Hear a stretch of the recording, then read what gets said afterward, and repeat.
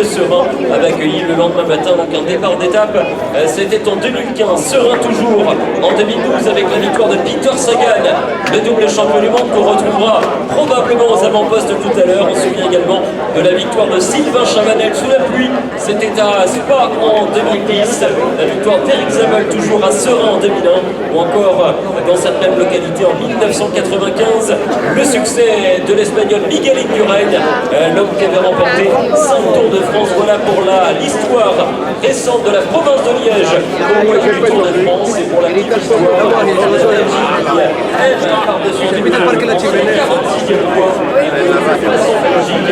Donc la dernière fois que nous l'étions, c'était il y a 2 ans, en 2015. On est exactement à 40 km de l'arrivée, le peloton. On observe de nouveau un peloton qui a gagné aujourd'hui jusqu'à 3 minutes 30 de retard. Le peloton qui revient maintenant à 1,25. Il reste 20 km de jour, 40 km exactement.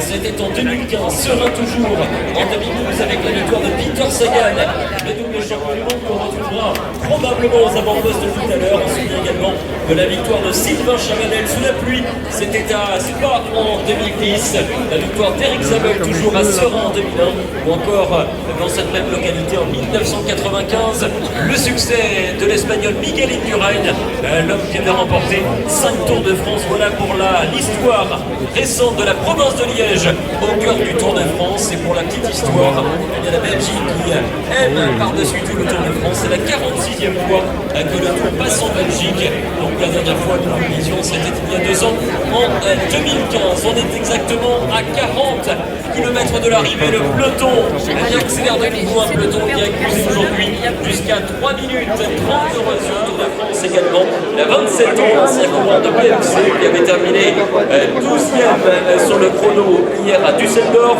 Il avait été vainqueur du prologue du Tour d'Italie en 2012. Il avait donc porté le maillot rose. On se souvient également de ses titres de champion des États-Unis du contre-la-montre. Il a été également sacré champion du monde dans la catégorie espoir sur le contre-la-montre individuel, vainqueur de Paris-Roubaix également. Du peloton, donc il y a aussi le maillot à pois rouge de meilleur grimpeur, mais aussi le maillot blanc de meilleur jeune, et donc le prix de la compatibilité qui clôt en beauté en général tous les podiums protocolaires, les marches du Tour. Alors il a freiné, après j'ai continué, et je suis arrivé un peu.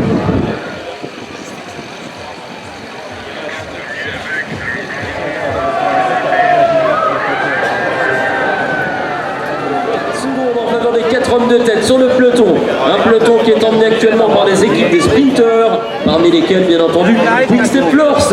Oh malheureusement, attention, une chute ici à l'avant du peloton, voilà chute donc à l'avant de ce peloton des coureurs de Dimension Data, la formation Sunweb pour Michael Matthews qui se replace. On a également le train l'Auto Jumbo avec Groenewegen ici sur la droite de l'image, le peloton qui frotte à l'avant, tous les sprinteurs sont là, les sprinteurs avec notamment les coureurs français, Nasser Bouhani, mais également Arnaud Démarre, qu'on observe là-bas, Arnaud Démarre et son maillot bleu-blanc-rouge de champion de France. On est maintenant à 800 mètres de la ligne d'arrivée, avec en première position les couleurs de Porantro. On a Christophe Laporte qui est à la 2e place, Peter Sagan est 3e, Nasser Bouhani est 4e, Groenewegen est 5e, Greipel est 6e, le sprint est lancé maintenant. C'est parti avec Peter Sagan qui se retrouve en tête très tôt. Sagan qui lance, Colbrelli également, Sonny Colbrelli peut-être,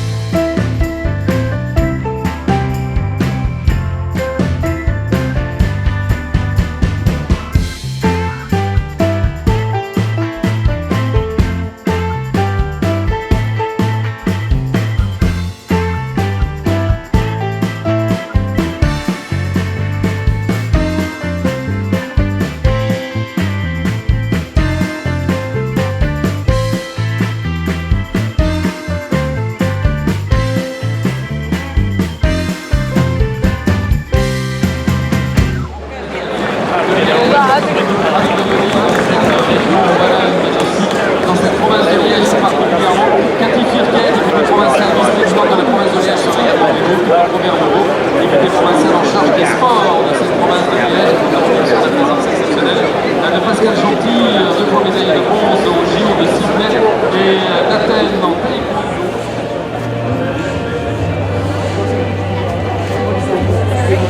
Ouais.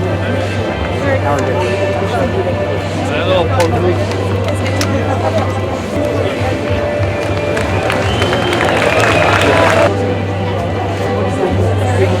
Ouais. Alors, prends le mec.